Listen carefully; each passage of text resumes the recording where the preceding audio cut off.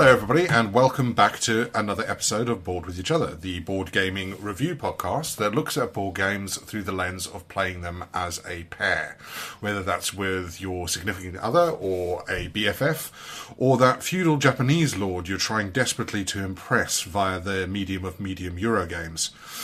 My name's Al Simpson and I'm joined as ever by my co-host and wife, Hannah Kelly. Hi guys.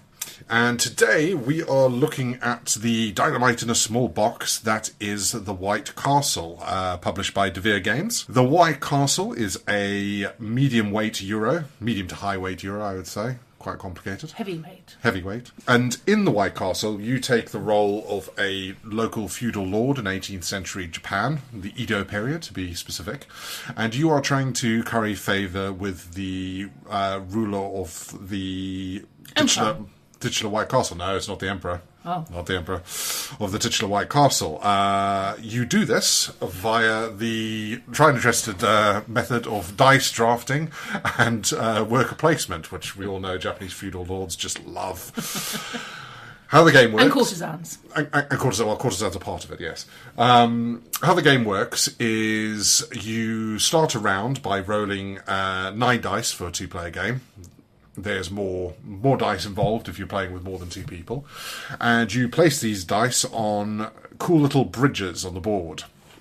You then take turns in selecting dice and placing them down on the board to allow you to take certain actions. So these actions vary between gaining resources, of which there are 5 different ones. There's daimyo seals, there's money, there's mother of pearl, there's iron, and there's rice or food.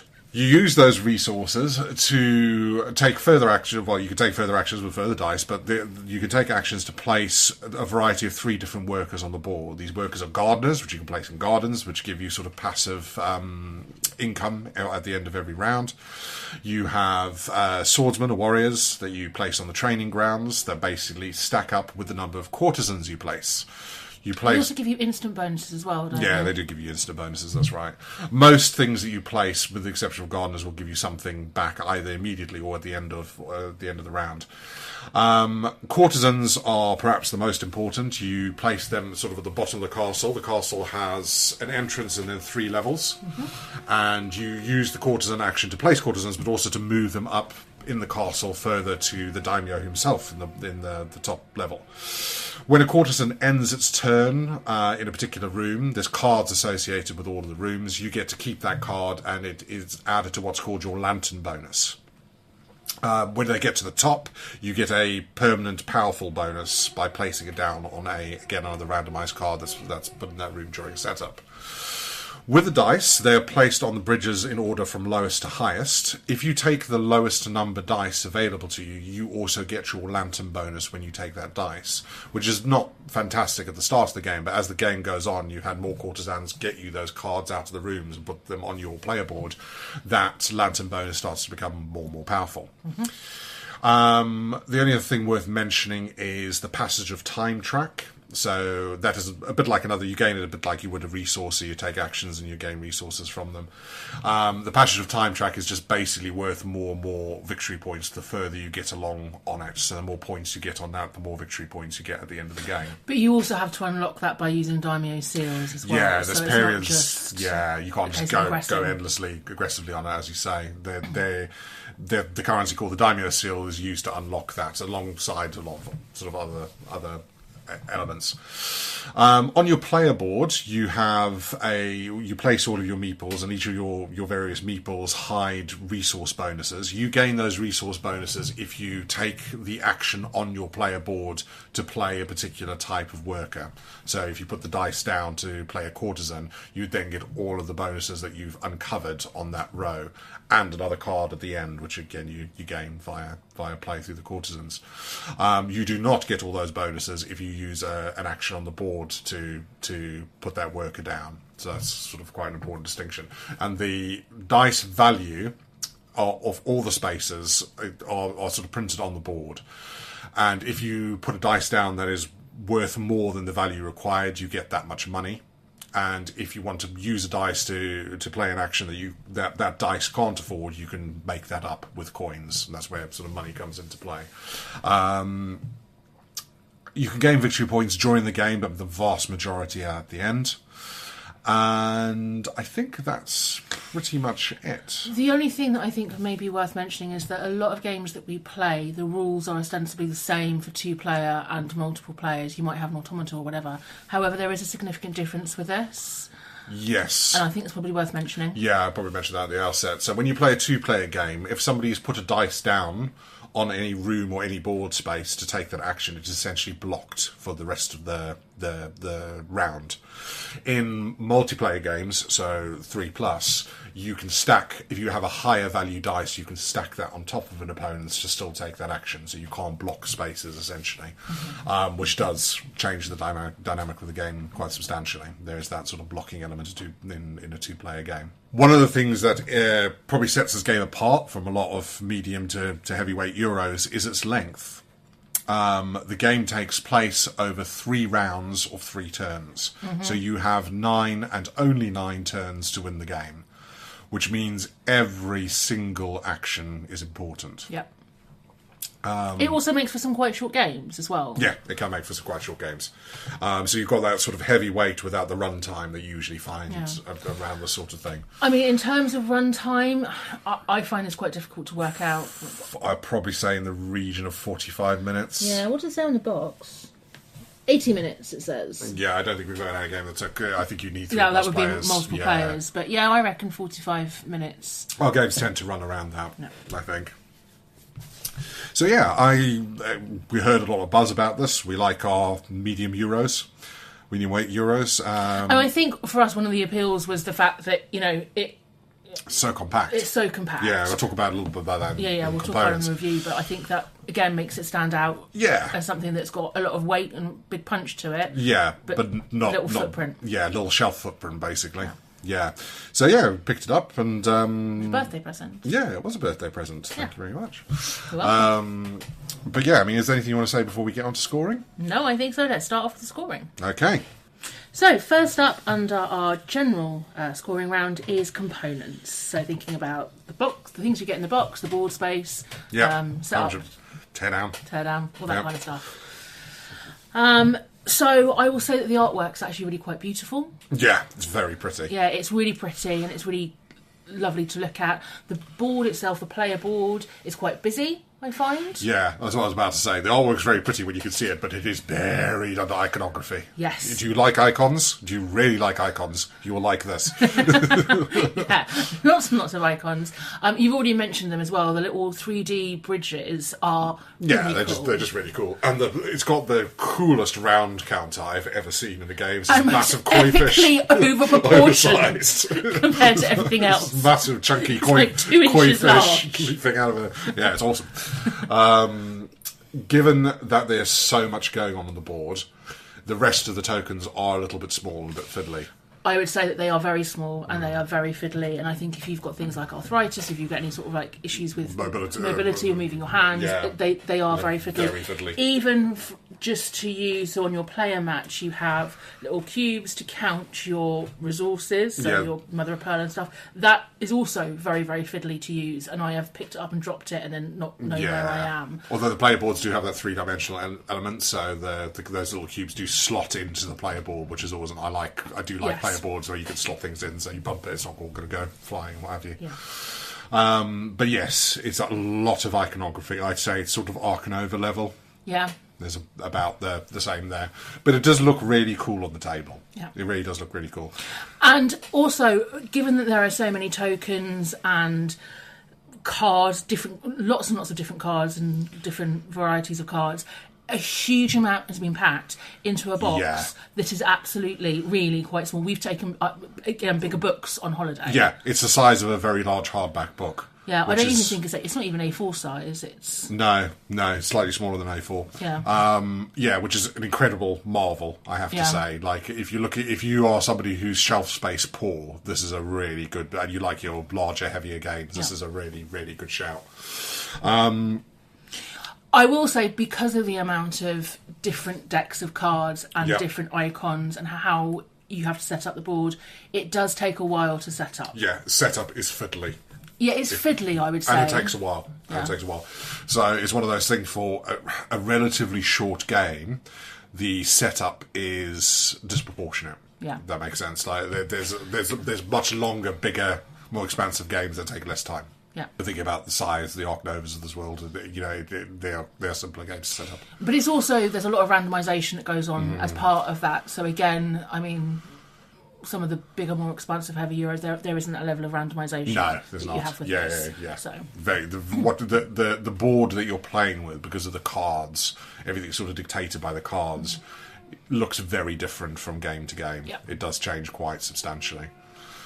Okay, fine. Because of that, so again, because of the size, one of the things that we've talked about is this is a really good game for travel because it takes up a huge amount of space. I suppose it doesn't take up a huge amount. It doesn't take up a huge amount of space. But I suppose the flip side of that is... It does when it's out. It does when it's out, and also you've got a lot of pieces to lose, potentially. Yeah. So, yes, it's great for going on holiday, but you still need a nice table, a decently sized table to be able to play it on. You couldn't play it in a pub. No, absolutely not. It's not a huge, massive table hog in the vein of thinking of other ones we've done, like Nemesis and Ark Nova and Clank. But I'd say Dune Imperium, roughly. You need about the same amount of space to play this. Maybe not that much. Yeah, it's slightly less, but getting there. Yeah. What did you score it? So I scored it a 7. I gave it an 8. I think the iconography overload may be a put-off for some people, so approach with caution if you do find very busy boards a problem. I'm fine with that, it doesn't bother me. But it could put some people off. Yeah. I only marked it down because I find the setup a bit fiddly and some of the tokens a bit fiddly, but I think it's a necessary evil with what they're trying to achieve. And I think what they managed to pack into the box this size is a marvel. Yeah. So I think an 8 is well deserved on the component side. And nothing feels cheap, nothing feels flimsy, it's good. All right, so then on to our next category, which is complexity. So this also includes things like AP, so analysis paralysis. Yeah. And when we tend to score this, it's not necessarily the more complex it is, the higher score it gets, but how well does the complexity serve the gameplay? Yeah, absolutely. So I'm going to put it out on the table that when we first started playing this, for me, AP was an absolute killer. Yeah. If you suffer from AP, this game has it written all over it. Yep. Because not only is there a lot of analysis you need to do to even just understand what your turn will reward you or achieve, you'll get out of it. But I think, as in with most Euros, you win games with this based on the cascades of a single action, allowing you to do lots of different things. And trying to analyse what that is because of this board and the number of icons and just the way the game works is actually quite... It's a lot of mental agility required to do that. It might just be us, but I find it is very thinky in that sense. And because the game is so tight and you only have those 9 turns... You mess up, you've lost. Yep. If you waste one of those turns, you will lose against somebody vaguely competent. Yeah. So it does push you into that AP space because you start to doubt yourself. It's like, am I squeezing every drop of action out of this turn to ensure that I'm still in the game? And I think there's a lot more AP in the first round than there is in later game, because actually by the second or third round you know what you need to do in order to win, or you know what you're working on. Yeah, you've got to but those first couple of plays are just so open, and I swear that I've sat there for about 20 minutes, if not longer sometimes, trying to work out what it is that I want to do. And that works for us, and that's fine, you're incredibly tolerant. But if you've got somebody who is like me and you can't stand that, then this probably is going to put a real dampener on things for you. Yeah, if you do suffer from it, I'd definitely approach with caution, I have to say. I don't suffer from AP. No. I've got borderline in this. Yeah. It's the closest the game I think has ever pushed me. I've got lost in my head where I've just been staring at the board, wide-eyed, bug-eyed, and going, what am I doing? And it's daunting because it is so open. I think a lot of games, you start out with quite a shrunk-down decision space that widens up as you go. This is almost the opposite. You start up with this just complete massive plethora of options open to you. And if you're going first, you can take any of these dice, you do any of these things. What do I do? And it's very daunting, particularly when you've perhaps learned the game. Because when you're learning the game, you're like, I'll just do this. I'll just do whatever and just see what happens. But that space between you learn the game and get really, really competent with it, that middle space is difficult because you'll have constant crises of, am I doing the right thing? And because you've got so much iconography as well, because there's a second element of trying to then translate, all of these what icons. does this actually mean in terms of practical, impact on game? And while the scoring is very clear, I still, after 10 games, I don't think I'm completely au fait on optimal moves for scoring. I think they all can be quite good, and which is great as from a design perspective because there's multiple paths to victory. But on I know what I need to be doing side of things, no, it doesn't help because what should you be doing? Anything, as long as it's good. As long as you're doing something and achieving lots with it. There's that element to it. So it's a tough nut to crack in that sense. Is that to its benefit or its detriment? Well, what do you think? You really. I think that as we have played more games of this, I've had to just let go and play much more on instinct. And I think certainly that there is an element of AP around that anyway. Like as you get more confident, you can kind of just instinctually go, well, actually, I think I'll get more out of this. But I definitely had to make a conscious decision that in order for us to be able to play this, I needed to just go, you know what, Hannah, just do what you think is right, not sit there and analyse everything. Yeah, and I think I'll touch on this a little bit more in our two players, but I think you suffered with this in a little bit of a similar way as you did with Terra Mystica, where I was winning a lot of games in sort of the middle point, and I think it's because you were playing the game and forgetting that I was even here. Yeah. Whereas I was playing a bit more reactively to what you were doing. Yeah. And I think again that's a problem in this. Yeah. But that's about people's individual play styles. Of course, it's not a criticism. It's just something to mention because it is so busy. You can forget the other person's even there. Yes, you can. You just start playing the game. You start playing you versus the game, and this ain't a solo game.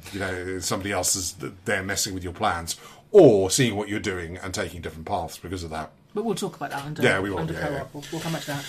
So in terms of the rules themselves and how complex the game is... Yeah, it's a complex game. There's no other way to slice it. We did make a few mistakes with the rules. Whether that was me or the rulebook, I don't know. I'm going to err on me. Well, one of the rules that we misinterpreted, the first big mistake that we made, we were not the only ones. A lot of people made that mistake. Which is I can't remember what it was. It's when you take a worker action, so either gardener, soldier or courtesan, you only get the bonuses that you revealed on your player mat if you place your dice on your player mat. Yeah, and so we weren't doing that. Yeah, we weren't doing that at all. And so I think there is an element of perhaps maybe that wasn't explained well enough in the rules. Or could have been made a bit bolder or a bit clearer. Yeah. And there have been a couple of other, I think, mistakes that we've made. Yeah, but I think those are just me not reading. Again, it's a compact rule book for this. I think a game this complex. I don't think it's really their fault. They've obviously tried to keep it as trimmed down as possible. And I think any game where you rely very heavily on iconography, there's always going to be that element of complexity because you have to go one step further in order to be able to understand what you need to do. I still haven't memorised all of them after sort of 10 or so players. I will eventually, but I'm still not there. But I don't think inherently the rules are overly complex. No. Particularly. And I think what you do in a round is fairly straightforward and fairly simple. It's just understanding how all those elements join up together. The impact that it has on the board state, and the synergy between the different actions that you do. So it's more the strategy is complex, much more complex than the basic rule set. If you've played any sort of medium way game, you should be fine with getting your head around the rules. Yeah, getting your head around playing the game well is another matter. Yeah. So how did you score it then? I gave it an 8 because I think its tightness and the thinkiness of it is to its benefit. Yeah, and I think the complexity of it is impressive again. With the size it takes up, and it serves the gameplay well. I think it's as complicated as it needs to be. Yeah. I don't think there's any excess fluff. I think it's fine. Yeah. So I also scored it an 8. Yeah. I've made my point clear about AP, but again, I think that's a me issue really more than anything else. But I think it's important to mention because other people do suffer from it. So 8. Okay. All right, and then we move on to shelf life. So this includes things like value for money, but also replayability. Yeah. What's the price point on it? So this retails for between £25 and £30, which I think is exceptional value. Absolutely. Again, what heavyweight Euro game you pick up for under 30 quid? Well, I mean, yeah, that's nuts. exactly. Yeah. And considering the components in the box, I mean, it's not completely cheaped out rubbish, is it? No, you've got cards, you've got like wooden counter cubes, you've got this massive koi carp. I think that's an exceptional price point, and really good value for money. So from that point, no issues there. Fine. What about replayability? So it's quite heavily randomised right at the very beginning. So in terms of what your starting bonuses are, what your lantern bonus is going to be, but also what resources you get from which rooms. Yeah. So as you've said, that means that actually your strategy has to change from game to game. Yeah, it does, yeah. And you can have wildly different games as a result. We've had some games where it's been almost nigh impossible to get any resources and we've scored really badly versus other games where we're ka-ching, ka-ching, ka-ching. Yeah. So in that sense, there's a lot of replayability. What I will say is I'm going to go back to the AP. Yeah. I think because I struggle so much with AP and I've had to let go of that, I think for me, my enjoyment of it has waned as a result. Yeah, fair enough. Because that's not how I want to play games or what I want to do. It's not what you I feel a little bit more like I don't care as much. Yeah, I can understand that. Yeah, that makes complete sense. In order to make it playable, a fun experience for both of us. Yeah. I mean, the randomisation thing, if this is your bag, you can go on forever with this. I think what I'm going to say, and I'm going to use it to segue into the next bit, which is it any fun? Because I think there's something I want to talk about in the fun factor that has a massive impact on this. So I'm just going to talk about that now, and we'll sort of segue between the two. And we'll score it separately afterwards. Yeah. So, I mean, I can score it now. I've given it a 6 for shelf life. Sainties! Yeah, okay. The reason I've given it a 6 is when this game works, it's great. I love it. But there is a real issue for me. And the issue is there by design. They've obviously tried to make an extremely tight game that's very, very complex that plays in a really achievable length of time. And I laud that. The problem with this game is it always makes me feel, it always ends with me wanting more. And not in a especially good way. I feel like it's ended just as it's got going. And I struggle with that. And it makes me less inclined to want to go back to it. See, the thing is, I disagree with that. That's fine. You can disagree with it, but it's the way I feel. No, that's fine. But I think, for me, by the time you've got to that end of round 3, which does feel very short, and you've got such limited resources and such limited time to achieve anything, I actually don't think another round, as the board stands as it is, and I know there's been an expansion, but... Yeah, I was going to touch on that in a second. Yeah. I don't think, unless you are neck and neck, I don't think it would tangibly add anything. Yeah, perhaps not. I don't think you need it. Do I want it? Yes. Yeah. Does it always feel a little bit anticlimactic because this huge, big, all this thinking and my plan's finally paying off and boom, it's over? That's two different things. But that's kind of my point. I think you're maybe articulating a little bit. It's just like, as I'm starting to really enjoy myself, the game ends.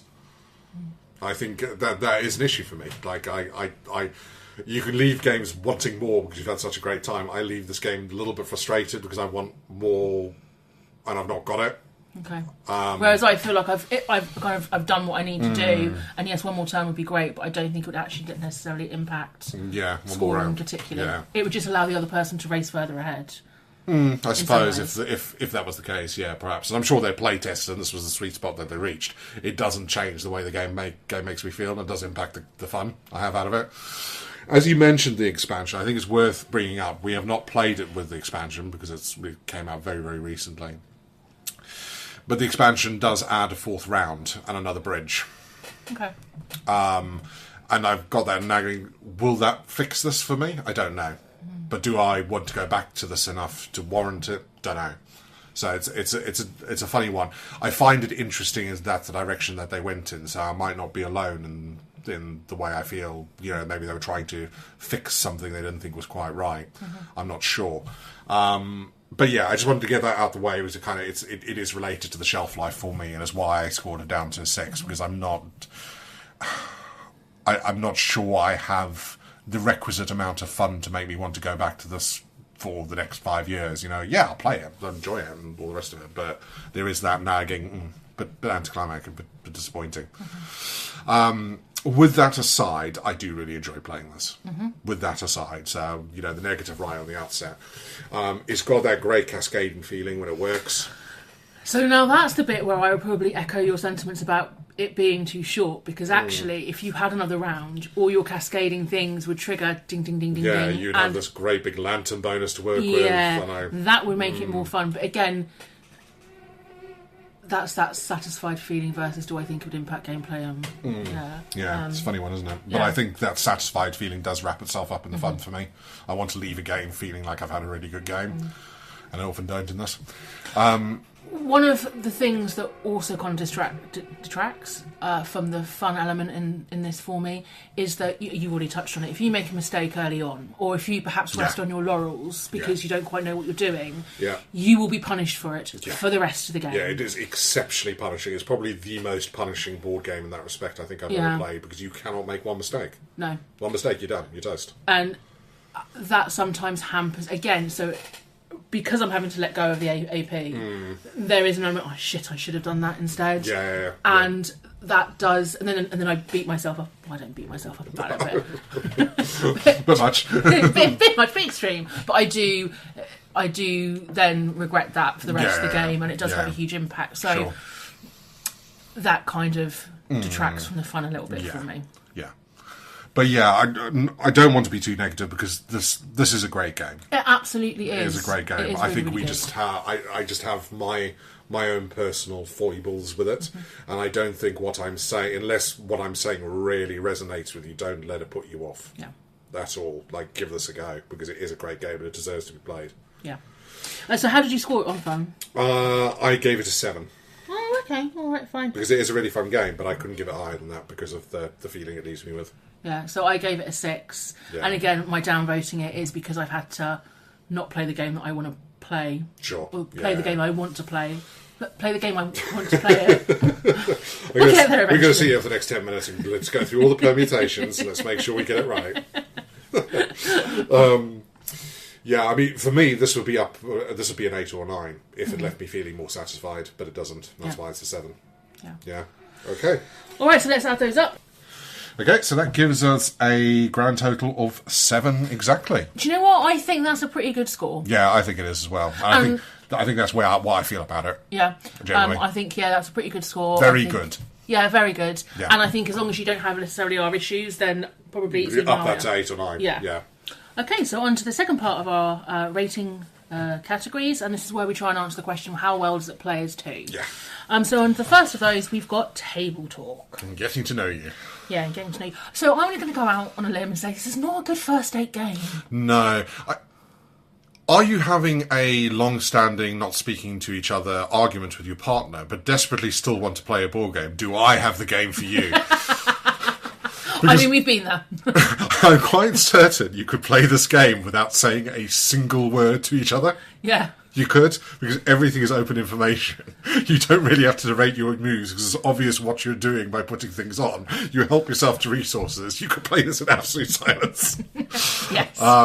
It's not great for the old table talk. No, it's not. And interaction. I mean, we do obviously narrate what we're doing because, Yeah, we just do that. We just do that. But no, not particularly. There's an awful lot of thinking, an awful lot of silence.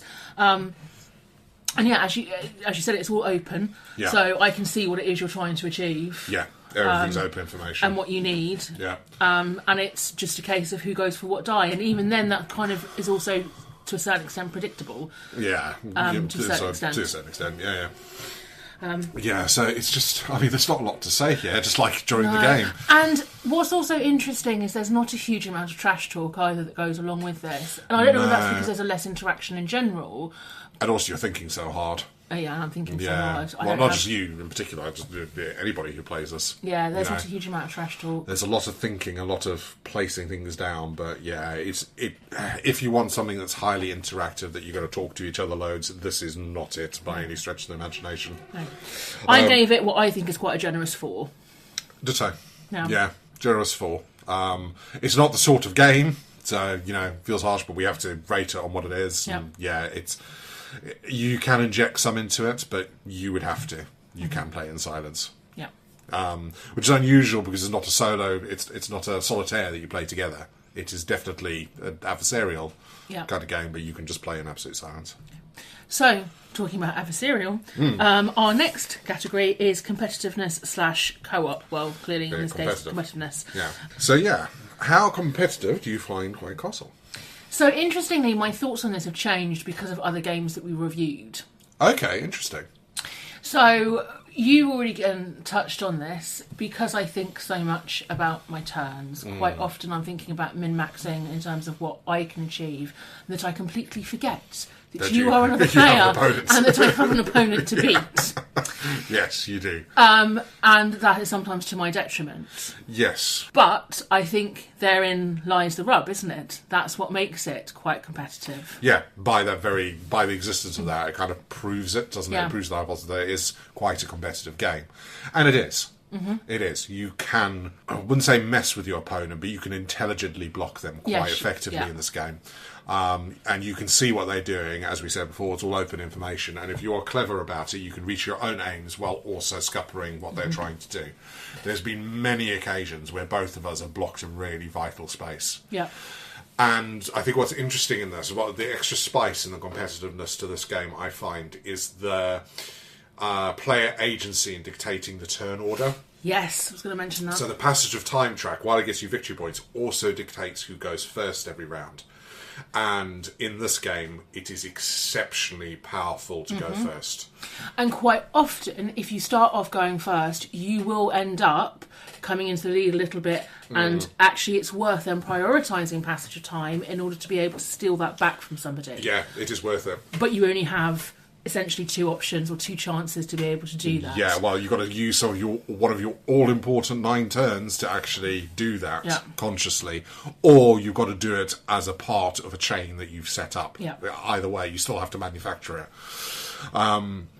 But there is that rush to that open board space at the start of every turn to go, right, that is the best option, I'm going there. And sometimes you can head off in very different directions, and that's fine. It's perhaps less so then.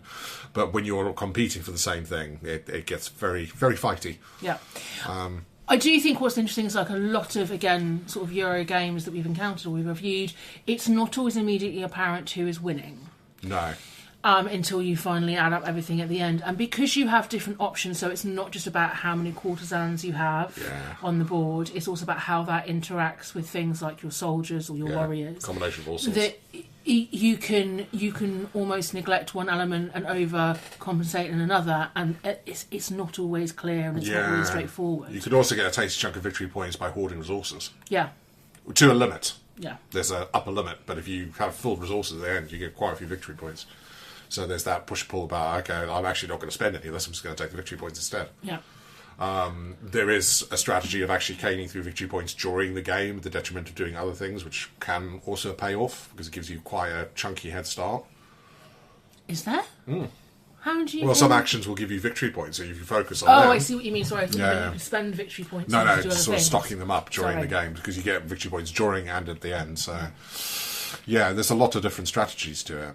And again, it's not just about which strategy you choose, but what's your opponent doing, and is your strategy going to give more benefits and impact them at the same time? Or are you both doing the same thing, in which case that's really problematic. But again, because you've got a randomised starting hand, again, things like your lantern bonus are all different. So again, what you go for might be quite different to your opponent. Different. But yeah, I think it's a good competitive experience. I think the only reason why I will mark it down a little bit is because the obfuscation of the strategy. It's such a thinky game then it can sometimes, you need to be able to make that leap to where you both understand it enough before it gets competitive. Yep. So if you're the kind of person that tends to get things and dally in them like 4 or 5 plays and then sort of that's it, move on, you might not get to the sweet spot in this. It's not super competitive straight out of the gates. No. That competitiveness develops with your skill of playing it over time. Yeah. Like a lot of deep, good games, but I think probably even a bit more so in this one. And again, I think for that reason, it's not a game that you could have played a handful of times and then introduced to another person, particularly. No. I mean, you'd have to be, they'd have to be quite patient as they caught up a little bit. It's another one of those games that you probably want to committed to it. Yeah. So you play a few games and then go from there. But yeah, so overall I gave it a 7 for competitiveness. Same again. Yeah, we're really matching this time round. Synergy, yeah. Synergistic. Okay. So another thing that I wanted to mention under competitiveness is that, again, your rules are different between 2 and 3 players. Yes. And I think that because of the way that the rules work, so as in you can only place 1 die down in each of the rooms, that also adds to the competitiveness, perhaps in a way that it doesn't at multiple players. But then you've got other, perhaps, issues around competitiveness there. Yeah, I think that segues us quite neatly into scalability, to be fair. Okay. So, as we always mention, scalability is about how well does this work functionally as a 2-player game, first and foremost. But also, do you have massive FOMO? Is there like, this would be so much better with 3 or 4?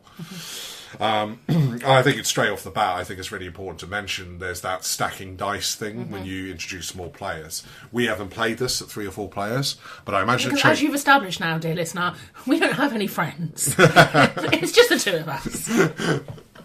And the friends that we do play probably won't want to play this. It's not really their bag. No, the dice stacking mechanism in 3 or 4, I imagine, changes the game quite substantially. But I can't speak really to how much more or less competitive it makes it. It leaps out to me that it would lessen it because you can still stack a dice and still get that same action that everybody's been desperate to get. But I might be wrong in that sense. It probably adds an additional level of strategy as you overspend on a space you want to block out. So you make it impossible for, like, you put a 6 down so nobody else can then stack their dice on there. Or you could tease people with a lower dice to try and get them to spend. There's probably like a lot of strategy that goes into it, but I've never played it as such, so... But I don't think I'm missing much from it. No, I think it plays perfectly well at 2.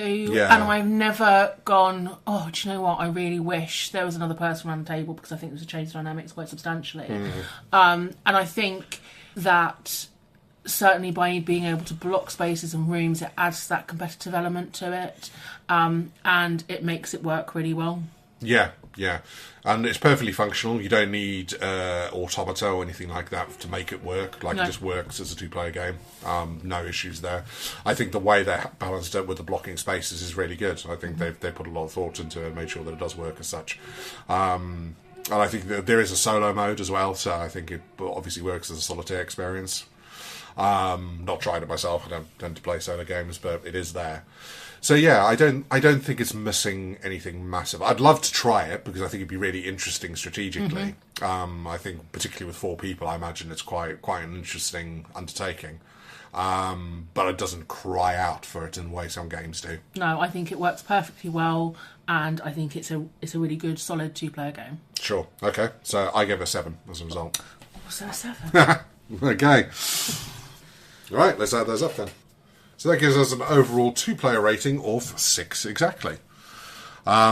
Which is a little bit on the low side, but obviously the table talk things had a massive impact on that. I think if you don't care about talking to the person at all that you sat across from, you can up that quite substantially to a 7 or 8. But yeah, if you want an interactive experience where you're having a chat, then yeah, it's going to mark it down a bit. Yep. And that is one of our criteria.